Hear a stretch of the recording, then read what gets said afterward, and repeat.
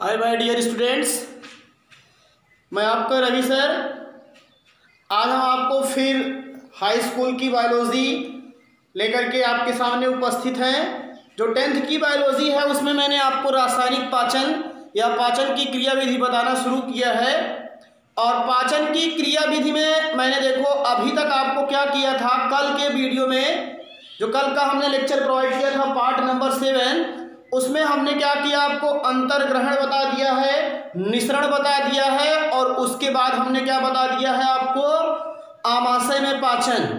और आमाशय में पाचन के बाद क्या होता है, जब आमाशय में भोज्य पदार्थ सही तरीके से पूर्णतः मिल जाया किया करता है तो जठर रस के मिलने से क्या हुआ करता है, आमाशय में एक तरल पदार्थ प्राप्त होता है और उसी तरल पदार्थ को ही हम लोग क्या कहा किया करते थे, काइम कहा करते थे।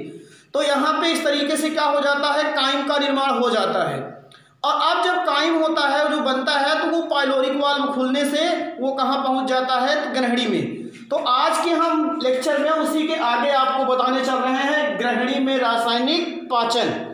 और अगर हमारा वीडियो आपको अच्छा लग रहा हो, पढ़ने में मजा आएगा, तो आप लोग एक काम अवश्य कीजिएगा कि अपने YouTube चैनल पर जाइएगा और वहां पर Ravi Institute chemistry and biology search कीजिएगा तो आपको मेरी फोटो मिलेगी वहां पे और उसके सामने आप लोग सब्सक्राइब, रेड कलर का लिखा रहता है सब्सक्राइब, उसको आप प्रेस करेंगे तो आपका बेल आइकन आएगा, बेल आइकन पे ऑल कर लीजिएगा, जिससे आने वाले समय में हमारे सभी वीडियो आपको क्या हो, समयानुसार प्रोवाइड होते रहें। Thank you. अब आगे हम आपको चला किया करते हैं, ध्यान दीजिए ग्रहणी में पाचन।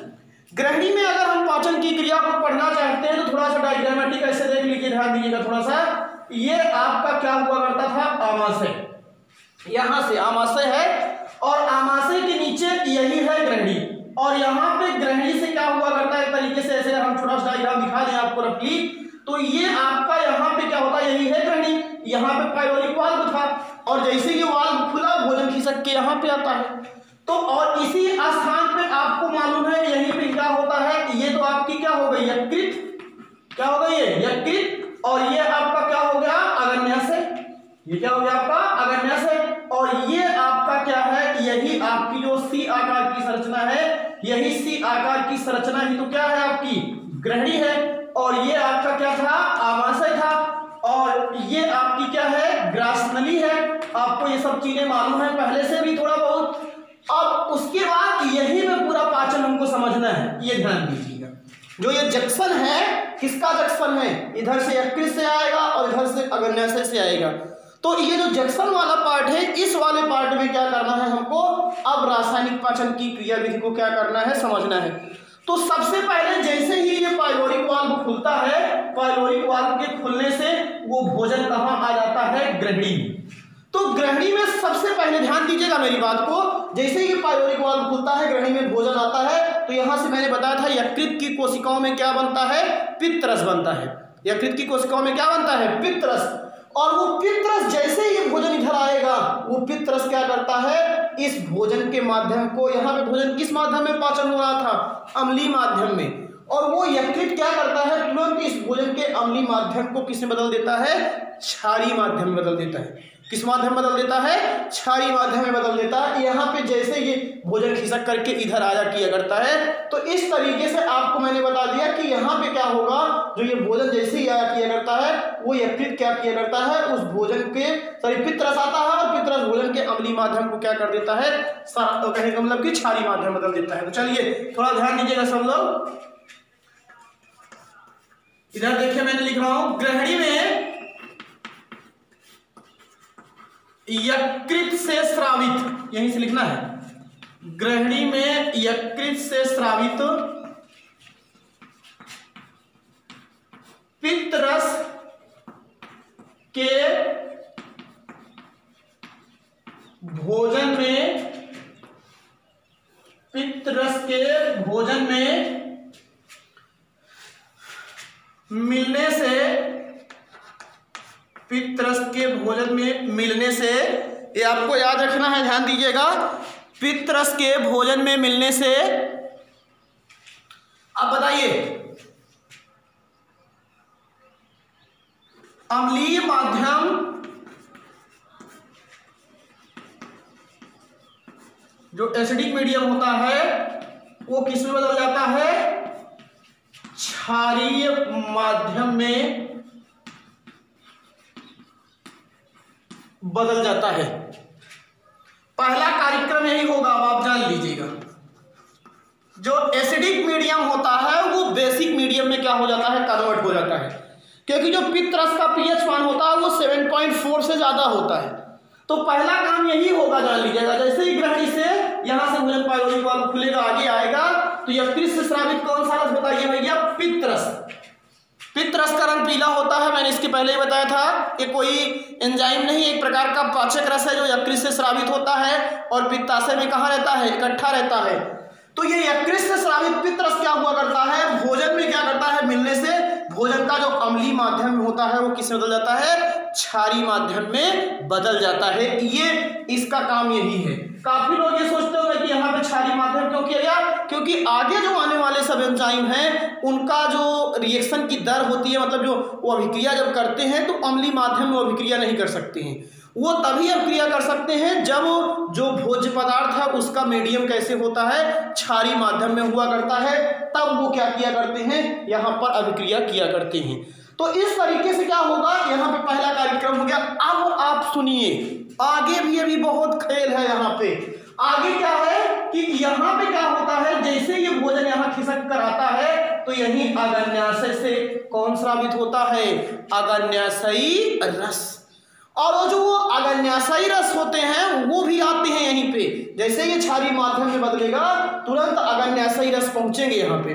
और अग्न्याशयी रस में जानते हो सब लोग, मैंने पहले ही बताया था, यहाँ पे जो एंजाइम पाए जाते हैं अग्न्याशय में, वो ट्रिप्सिन होता है, काइमोट्रिप्सिन होता है, अग्न्याशयी लाइपेज होता है और इमाइलेज होता है, और लास्ट एक एंजाइम होता है आपका न्यूक्लिएज। तो इतने एंजाइम आपके अग्न्याशय से निकलते हैं। तो ये तो बात कंफर्म होगी। जैसे ये पाइरोलिक वाल्व खुलेगा तुरंत भोजन यहाँ पे आएगा। तो गृहिणी क्या होता है? गृहिणी में यकृत से, याद कर दीजिएगा थोड़ा सा है, गृहिणी में यकृत से स्रावित पित्त रस भोजन में मिलने से क्या होता है? या भोजन में मिलने से अम्लीय माध्यम जो होता है भोजन का, अम्लीय माध्यम मिलने से, पित्त रस के भोजन में मिलने से अम्लीय माध्यम जो होता है वो क्षारीय माध्यम में क्या हो जाता है? भोजन का बदल जाता है। अब उसके बाद नीचे ध्यान दीजिए, फिर आगे इसी स्थान पर, ये जो जंक्शन है, इसी स्थान पर ध्यान दीजिएगा, अग्न्याशय से स्रावित, इसी स्थान पर अग्न्याशय से स्रावित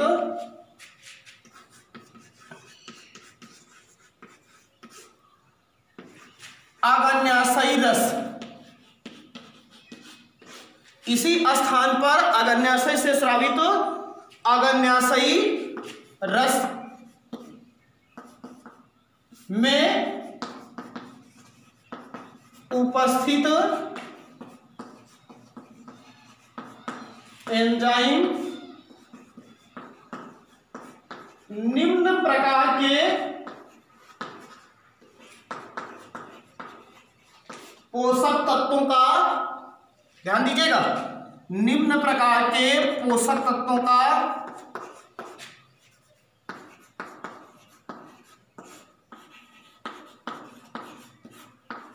पाचन करते हैं। इसी स्थान पर क्या होता है? अग्न्याशय से स्रावित कौन सा रस आता है? अग्न्याशयी रस। अग्न्याशयी रस में जो उपस्थित एंजाइम होते हैं वो क्या किया करते हैं? कौन कौन सा पाचन किया करते हैं? अब हम उसकी बात यहाँ पे बताने जा रहे हैं। आपको बहुत मजा आएगा, एकदम कहने का मतलब एकदम आराम से बैठ करके पढ़िए। इसमें कोई टेंशन वाली बात नहीं है और कोई ऐसी चीज नहीं जो इंसान ने नहीं समझा है। आप सब कुछ कर सकते हो, आप सब समझ सकते हो, ये भी आप ध्यान दीजिए, बस केवल मन में ठान के लीजिए बस। अब निम्न प्रकार का पाचन करते हैं तो सबसे पहले जो होता है वो आप ध्यान दीजिएगा, उसमें कौन कौन से होते हैं? तो सबसे पहले होता है ट्रिप्सिन, ये अग्न्याशयी रस है, एवं ये सब ब्लैक पेन, जैसे मैं जिसकी नीचे अंडरलाइन कर रहा हूं उसको आप लोग को ब्लैक पेन से लिखना है, काइमोट्रिप्सिन। क्या मैंने लिखा? ट्रिप्सिन एवं काइमोट्रिप्सिन। अब हम एक लाइन भाई हाई स्कूल लेवल अगर पढ़ रहे हैं या छोटी भी बेसिक तरीके से अगर हम बताना चाहें आपको, तो ट्रिप्सिन और काइमोट्रिप्सिन कहाँ से स्रावित होते हैं? अग्न्याशय से। और अग्न्याशय की भी किन कोशिकाओं से स्रावित होते हैं? कहें तो बताइए, बाह्यस्रावी ग्रंथियों से, क्योंकि बाह्यस्रावी ग्रंथियों से एंजाइम निकलते हैं और अंतःस्रावी ग्रंथियों से क्या निकलते हैं? हार्मोन। तो यहां पे ध्यान दीजिएगा, यह अग्न्याशय की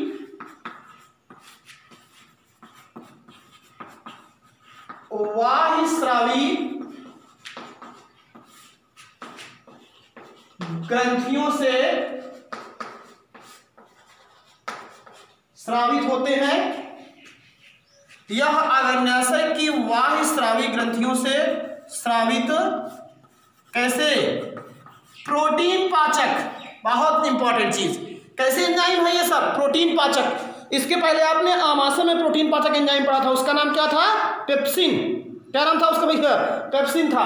तो ये क्या होता है? अग्न्याशय की बाह्यस्रावी ग्रंथियों से स्रावित प्रोटीन पाचक एंजाइम्स होते हैं। ये बात ध्यान दीजिए, ये अग्न्याशय की बाह्यस्रावी ग्रंथियों से स्रावित प्रोटीन पाचक क्या होते हैं? एंजाइम्स होते हैं, जो वही पूरा रिएक्शन जो प्रोटीन होगा उसको पेप्टोन्स और किस में बदल देंगे? पॉलीपेप्टाइड्स में। अब मैंने पहले भी इसके लेक्चर में बताया था कि ये रिएक्शन और वसा वाला रिएक्शन आपका रिपीट होगा, क्योंकि प्रोटीन एक बृहत मॉलिक्यूल है, पेप्टोन्स और पॉलीपेप्टाइड उसी के न्यूनतम रूप होते हैं। तो ये बात ध्यान दीजिएगा, जो प्रोटीन को पेप्टोन्स, ध्यान दीजिएगा, जो प्रोटीन को पेप्टोन्स एवं पॉलीपेप्टाइड में बदल देते हैं। कितना इंपॉर्टेंट मैंने बताया आपको। अग्न्याशयी रस में सबसे पहला जो रस है वो ट्रिप्सिन और कौन सा है? काइमोट्रिप्सिन। और ये अग्न्याशय की कहां से? बाह्यस्रावी ग्रंथियों से क्या होते हैं? स्रावित प्रोटीन पाचक। ये चीज याद करने लायक है। प्रोटीन पाचक एंजाइम होते हैं जो प्रोटीन को पेप्टोन्स एवं किसमें? पॉलीपेप्टाइड्स में क्या करते हैं? बदल देते हैं। अब अगर आप इसका रिएक्शन लिखना चाहें तो बहुत आराम से लिख सकते हैं, जैसे कि यहां पे लिख दें क्या? प्रोटीन, जैसे उसमें बताते थे। अब यहां पे ऐसे तीर लगाएं, रिएक्शन को ऐसे ही ब्लैक में से लिखना है। इसके ऊपर यहां पे लिखे ट्रिप्सिन, ये एंजाइम है। और अगर आप चाहें तो काइमोट्रिप्सिन का अलग लिखें, लेकिन अगर वही रिएक्शन एक ही है तो हम इसी नीचे उसको भी लिख देते हैं, काइमोट्रिप्सिन।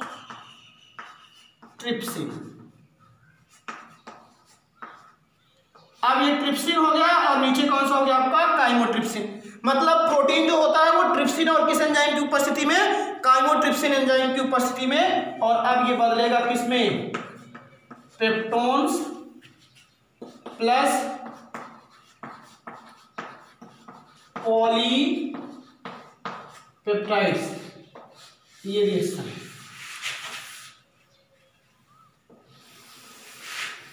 यहां तक तो इतनी बात तो आपको क्लियर होगी। अगर आपको ये पूरी बातें समझ में आ रही तो आप इसका स्क्रीनशॉट ले लीजिए और वीडियो को रोक करके पॉज करके आप इसको समझने का प्रयास कीजिए। आपको बहुत मजा आने वाला है, आप एकदम मजे से पढ़िए इसको। अब मैंने बताया था यहीं पे खेल खत्म नहीं होगा। अब आप ध्यान दीजिएगा, अगर आप सोचते हो कि यहीं से खेल समाप्त हो जाएगा, नीचे वाला भी नहीं मिटाएंगे, क्योंकि नीचे वाले कार्यक्रम को भी हमको फिर से समझना है। तो अब यहां पे अब आप ध्यान दीजिए,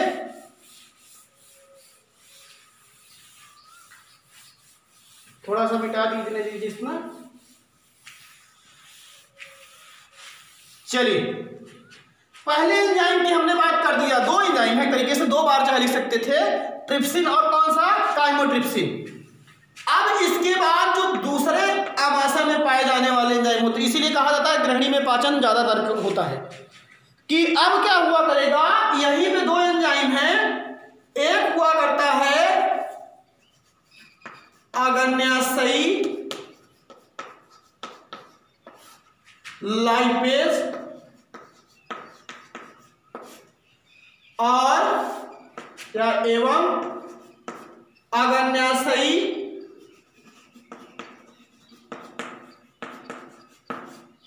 इमाइलेज, क्योंकि जठर लाइपेज भी होता है, जठर इमाइलेज भी होता है जो आमाशय से निकलता है।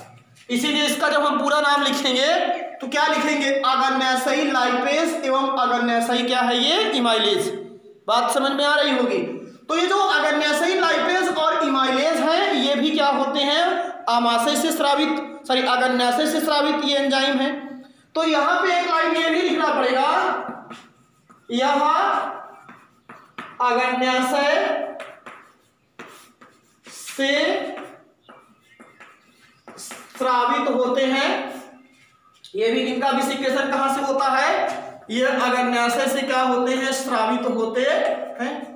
पहली चीज हो गया। अब जब ये अग्न्याशय से स्रावित होंगे तो इनका फंक्शन क्या होगा, ये कार्य क्या करेंगे, तो इनका कार्य होता है ये वसापाचक एंजाइम है।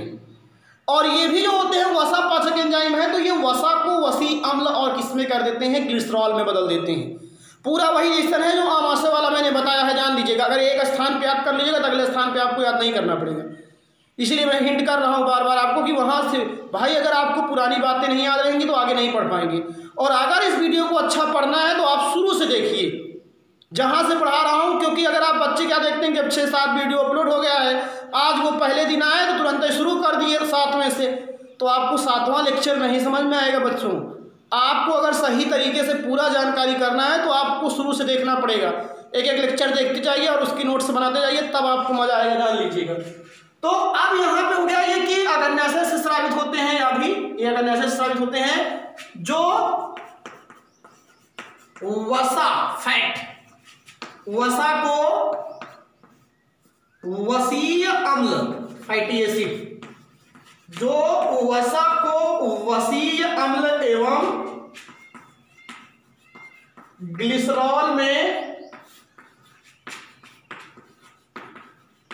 बदल देते हैं। ये हो गया, जो वसा को वसीय अम्ल एवं किस में बदल देते हैं, ग्लिसरॉल में बदल देते हैं। अगर हम इसका रिएक्शन लिखें तो यहां पे हो गया ये वसा, और ये तीन थोड़ा बड़ी बनेगी। अब यहां हो गया आपका अग्न्याशयी लाइपेज, क्या लिखा मैंने, अग्न्याशयी लाइपेज। अब नीचे चाहे तो अग्न्याशयी मत लिखिए, केवल डायरेक्ट आप लिख दीजिए इमाइलेज, तब भी आप समझ जाओगे कि अग्न्याशयी लाइपेज और नीचे क्या है, अग्न्याशयी इमाइलेज।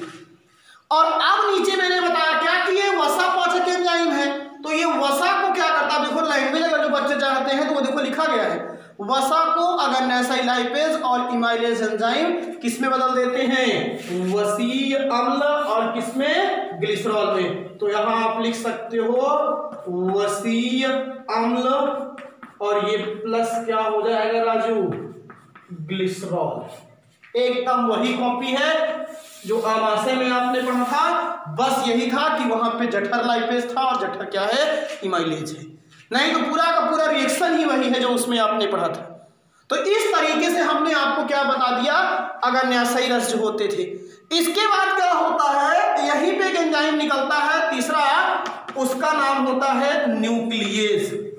ये एंजाइम में एज शब्द जोड़ना, ये जान लीजिए इसके नामकरण से मिलता है, न्यूक्लियेज एंजाइम होता है। न्यूक्लियेज एंजाइम क्या किया करता है, न्यूक्लियेज एंजाइम न्यूक्लिक अम्ल का पाचन करता है। अब बच्चे सोचते हैं कि न्यूक्लिक अम्ल कौन होते हैं, तो आपको मिलेगा पढ़ने के लिए। न्यूक्लिक अम्ल दो होते हैं, एक होता है डीएनए और एक होता है आरएनए, डीऑक्सीराइबोन्यूक्लिक एसिड और एक होता है राइबोन्यूक्लिक एसिड। दो प्रकार के आपके क्या होते हैं, न्यूक्लिक अम्ल होते हैं, जो हमारे जुधारियों में क्या होता है, सभी जुधारियों में क्या होते हैं, वो अनुवांशिक लक्षणों को एक पीढ़ी से दूसरी पीढ़ी में ले जाते हैं। अब कोई बच्चे सोचते हैं अनुवांशिक लक्षण क्या है, तो ऐसे लक्षण जो उनके माता पिता या जनकों के लक्षणों से मिलते हैं उन्हें अनुवांशिक लक्षण कहते हैं। जैसे घर पे कोई संतान पैदा होती है तो कोई कहता है मम्मी जैसे है, कोई कहता है पापा जैसे है, कोई कहता है चाचा की तरह है, तो कुछ ना कुछ उसमें समानताएं पाई जाती हैं, उसी को अनुवांशिक लक्षण कहते हैं। और वो अनुवांशिक लक्षण को एक पीढ़ी से दूसरी पीढ़ी ले जाने का काम कौन करता है, डीएनए, और आपका कौन करता है, आरएनए। तो यहां पर ध्यान दीजिएगा, यह न्यूक्लिक अम्ल, किसका, न्यूक्लिक अम्ल, एक होता है आपका डीएनए, डीऑक्सीराइबोन्यूक्लिक एसिड, ये पूरा नाम तो आपको मालूम ही होगा, डीऑक्सी राइबो न्यूक्लिक अम्ल या एसिड का पाचन करते हैं।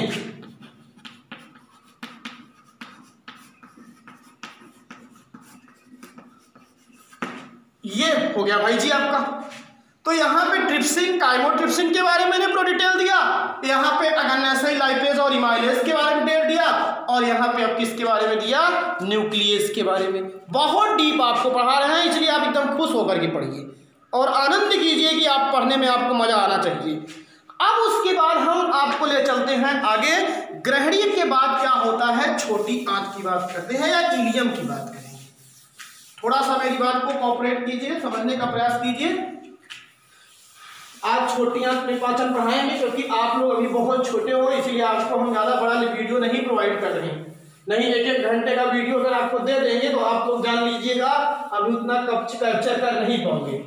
इसीलिए आपको बता रहे हैं कि आप लोग बढ़िया सा जितना हम पढ़ा रहे हैं, अगर ईमानदारी बरतो तो पर डे उतना कॉपी में लिखो और नोट्स बनाओ, और अपने जितने भी फ्रेंड्स हैं उन सब लोगों को भी बताओ। ये आपका भी कर्तव्य होता है, जान लीजिएगा। नहीं तो आप अपने मन में केवल पढ़ते रहिए और बाकी लोगों को मत बताइए, और उसमें हमारा भी नुकसान है कि बच्चों को हम पढ़ा रहे हैं, बच्चे समझ नहीं पा रहे हैं। अब आप ध्यान दीजिए, अगली हम बात करते हैं छोटी आंत में पाचन। ग्रहणी का ही पार्ट भी है छोटी आंत में पाचन। तो मध्यांतर में तो होता नहीं है, आपके आगे मुझे खिसक के आएगा, जैसे ये थी आपकी ग्रहणी तो ऐसे खिसक के आया। तो अब यहां से जो ये कुंडली, ये घुमावदार, ये पूरा आप देखे थे जालनुमा पार्ट, ये आपकी इसी में अब आपको बताया जाएगा, इसमें जान लीजिएगा। आपने जब डायग्राम बनाया था तो वहां पे इस चीज को आप देखा हुआ है, तो वहां पे अब आपको जो हम बताने जा रहे हैं, मेरी बात को ध्यान दीजिए सब लोग। जो आंत होता है, आंत इस तरीके से ऐसे इसका स्ट्रक्चर होता है, और मैंने आपको पहले ही बताया था कि आंत की आंतरिक सतह पर छोटे छोटे रोए पाए जाते हैं, उभार। जैसे कुछ पालतू जानवर होते हैं, देखिए उनके यहाँ पे क्या होता है, मुंह के साइड में क्या होता है, ऐसे मांसपेशियों से बने होते हैं, आपके नुकीले नुकीले, जैसे लगता है कि दांत है लेकिन वो दांत नहीं होता है। गाय भैंस में देखिए आप, तो ऐसे ही मांसपेशियों के बने छोटे छोटे क्या होते हैं, उभार पाए जाते हैं। और इसको मैंने नाम बताया था, आंत की सतह पर पाई जाने वाली अंगुली सदृश संरचना को क्या कहते हैं, रासांकुर कहते हैं, बिलाई कहते हैं, माइक्रो बिलाई कहते हैं, ये आप जान लीजिए, आतांकुर कहते हैं। कोई नाम भी आपसे पूछे, कोई कंफ्यूजन नहीं करने का, ये बात आप दिमाग पर रख लीजिए। रासांकुर, आतांकुर, बिलाई, माइक्रो बिलाई, ये सब इसी का नाम है। तो अब जैसे ही भोजन यहाँ पे आंत में पहुंचता है, तो आपको बता दे रहे हैं छोटी आंत में मुख्य रूप से कार्बोहाइड्रेट का पाचन होता है।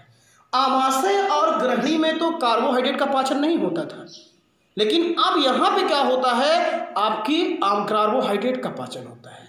और छोटी आंत की कोशिकाओं से निकलते हैं आंतरिक रस, और एक स्वस्थ व्यक्ति शरीर में लगभग 6 से 7 लीटर आंतरिक रस पर डे निकलता है, इतना जान लीजिएगा।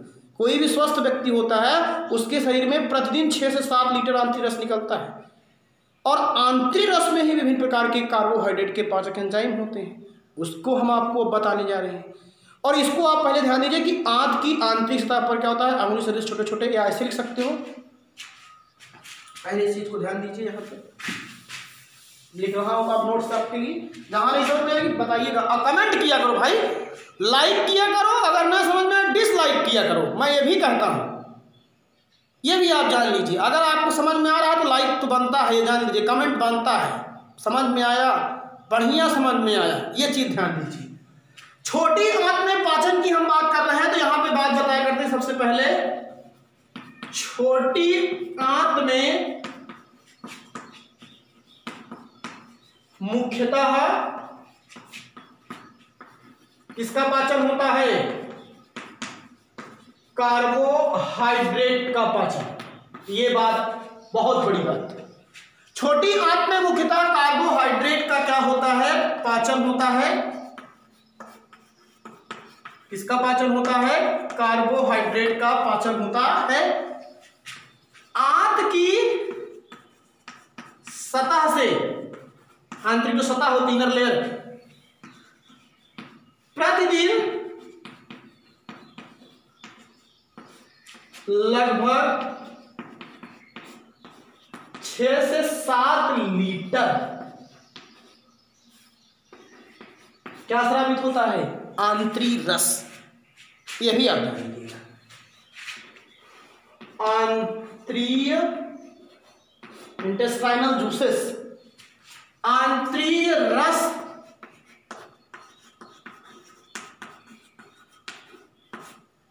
स्रावित होता है। ये बात ध्यान दीजिए।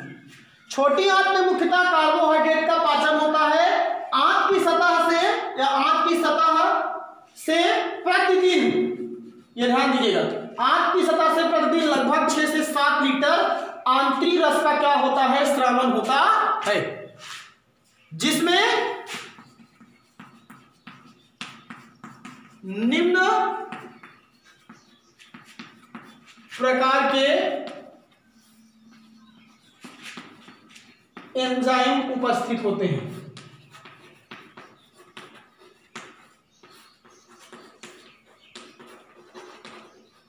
ये हो गया। अब जो आंत होता है उसकी आंतरिक सतह से आंतरिक रस स्रावित होते हैं और जिसमें निम्न प्रकार के क्या होते हैं? एंजाइम आपके क्या होते हैं? उपस्थित होते हैं।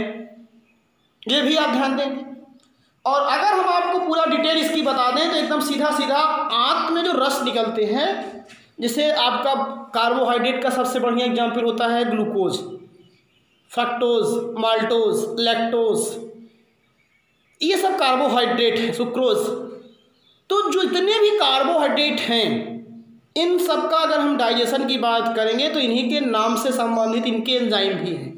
अब इसे ग्लूकोज है तो ओ को ए में कन्वर्ट कर दीजिए, ग्लूकेज। फ्रक्टोज है तो फ्रक्टेज, माल्टोज है तो माल्टेज, बहुत सरल है। लैक्टोज है तो लैक्टेज। ये आप जान लीजिएगा।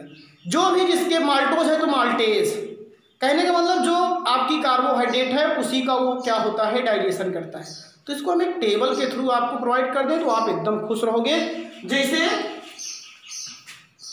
यहां पे हम ध्यान दीजिएगा, कार्बोहाइड्रेट, कार्बोहाइड्रेट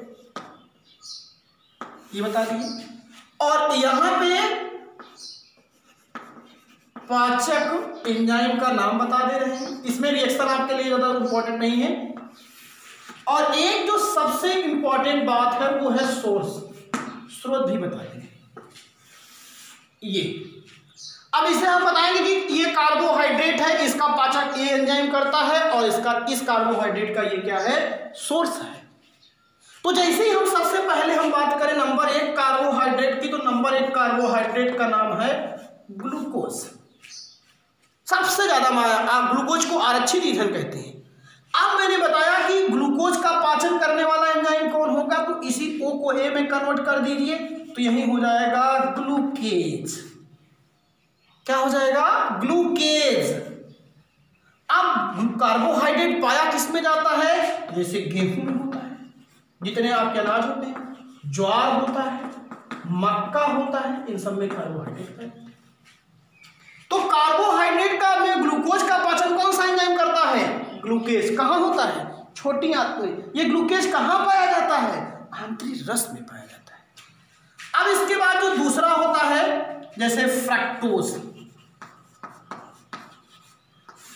फ्रक्टोज जो होती है, यहां सा भी लिखते हैं और जा भी लिखते हैं, ये भी ध्यान दीजिए। फ्रक्टोज, ग्लूकोज, ये भी ध्यान दीजिएगा। तो अब जो ये फ्रक्टोज होती है, इसको डाइजेस्ट करने वाला एंजाइम कौन सा होगा? फ्रक्टेज। कौन सा होगा? फ्रक्टेज।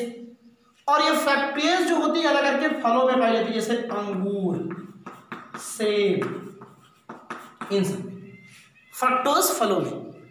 फिर अगला होता है आपका सुक्रोज। सुक्रोज मतलब चीनी या शर्करा, तो इसका डाइजेस्ट करने वाला एंजाइम कौन सा होगा? सुक्रेज। और ये पाई जाती है गन्ने में या चीनी। आपका एक होता है चुकंदर, सलजम, जो मीठा चीज होता है उसमें। और इसके बाद जो चौथा होता है वो होता है लैक्टोज। अब तो लैक्टोज का तो नाम सुना ही होगा, लैक्टोज जो होता है ये दूध में पाया जाता है, इसलिए दूध की शुद्धता को मापने के लैक्टोमीटर से मापते हैं। और दूध में पाया जाने वाला जीवाणु जो होता है वो लैक्टोबैसिलस होता है। और जब दूध में लैक्टोज शर्करा लैक्टिक अम्ल में बदल जाती है तो दूध का स्वाद खट्टा हो जाता है। ये सब दूध से संबंधित। दूध में कौन सी प्रोटीन पाई जाती है? केसीन पाई जाती है। ये सब मैंने आपको बताया है। तो जो लैक्टोज शर्करा होती है इसको कौन सा एंजाइम डाइजेस्ट करता है? लैक्टेज। कौन सा एंजाइम? लैक्टेज। और ये कौन सी शर्करा है? दुग्ध शर्करा, मिल्क शुगर। ये आप जान लीजिए। ग्लूकोज हो गया, फ्रक्टोज हो गया, सुक्रोज हो गया, लैक्टोज हो गया। 5 एक और लिख दे रहे हैं अगर आप चाहते हैं तो। एक होता है माल्टोज। माल्टोज जो होता है इसका डाइजेशन करता है एंजाइम, उसका नाम है माल्टेज। ये आप जान लीजिए। और माल्टेज एंजाइम का जो उसका मतलब जो ये माल्टोज पाया जाता है ये भी मीठी ही शर्करा है, लेकिन ये पाई किसमें जाती है जानते हो? अंकुरित बीजों में पाई जाती है। किसमें पाई जाती है राजू? अंकुरित बीजों में। आप गेहूं, चना होता है, मटर होता है, उसको भिगो देते हो आप मॉर्निंग टाइम में, उसको आप खाया किया कर तो देखो मीठा लगता है क्योंकि उसमें माल्टोज पाया जाता है। तो इस तरीके से छोटी आंत में मुख्य रूप से किसका पाचन होता है? कार्बोहाइड्रेट का। आंत की सतह से प्रतिदिन लगभग 6 से 7 लीटर, इसीलिए कहा जाता है पानी खूब पीना चाहिए, क्योंकि आप पानी का जितना पिएंगे उतना जूस बनेगा, रस। और उस जूस के कारण क्या होगा? डाइजेशन की क्रिया अच्छी होगी, जिससे निम्न प्रकार के एंजाइम उपस्थित होते हैं। अब मैंने बता दिया ये सब कार्बोहाइड्रेट है, और उससे जो इसका पाचन करने वाला एंजाइम है, इतनी अच्छी आपको टेबल दे दिया कि आप इसी को देख करके आप बढ़िया तैयार कर सकते हो। और ये उसके कौन कौन से स्रोत हैं? जैसे आपको हो गए ग्लूकोज का पाचन कौन एंजाइम करता है? ग्लूकोज पाया कहा जाता है गेहूं में, ज्वार में, मक्का में। और फिर फ्रक्टेज एंजाइम, ये अंगूर या सेब में पाया जाता है। सुक्रेज एंजाइम गन्ने में, चुकंदर में, सलजम में पाया जाता है। लैक्टोज जो होता है, लैक्टेज एंजाइम, ये दुग्ध शर्करा है। माल्टोज जो होता है ये माल्टेज, और ये अंकुरित बीजों में पाया जाता है। तो इस तरीके से आपको हमने आज क्या किया? छोटी आंत में पूरा पाचन पढ़ा दिया। आज आपको मैंने गृहिणी में और छोटी आंत में पाचन समझाया है, और कल हम उसके आगे जो पाचन की क्रिया विधि चल रही है उसमें हम आपको पढ़ाएंगे अवशोषण, स्वांगीकरण, फिर बड़ी आंत में पाचन, फिर बहिक्षेपण। एकदम मजे से पढ़िए और खुश रहिए और कॉपी में नोट्स बनाइए। थैंक यू, धन्यवाद।